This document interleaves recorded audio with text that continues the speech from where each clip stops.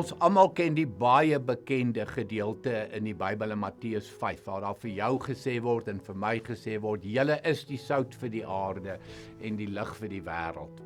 Maar vir hierdie kort tydjie wat ek en jy nou gaan saam kuier, gaan dit vir my oor, julle is die sout vir die aarde.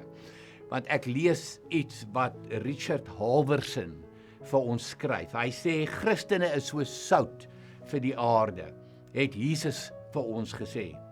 Maar solank die sout sy eie identiteit behou, is dit nutteloos.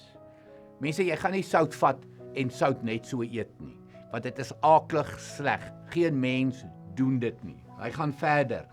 Vir heilsame werking moet sout die ander stof heeltemal binnendring, daarin opgelos word, dus eintlik verdwyn.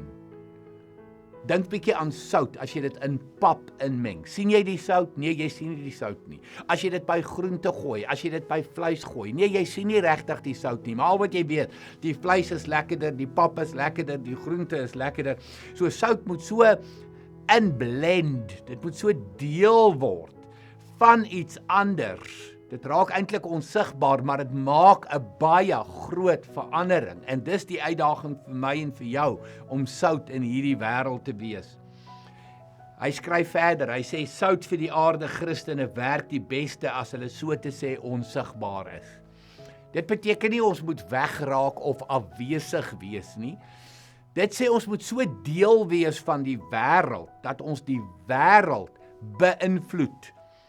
Ons moet deel wees van die reinigingsproses in hierdie wêreld, want dit is wat sout doen. Ons moet deel wees van die ontsmettingsproses in hierdie wêreld, want dit is wat sout doen. Ons moet hierdie wêreld 'n vrugbaarder plek maak, want dit is wat sout doen as dit in grond ingewerk word.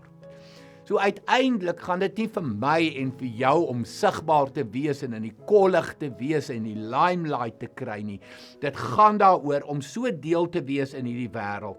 Maar ek en jy gaan nie soos die wêreld word nie. Ons sout wees, gaan die wêreld verander, gaan die wêreld 'n beter plek maak.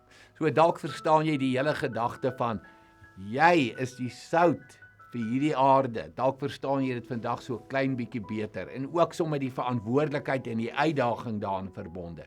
So kom ek en jy gaan wees sout vir die aarde.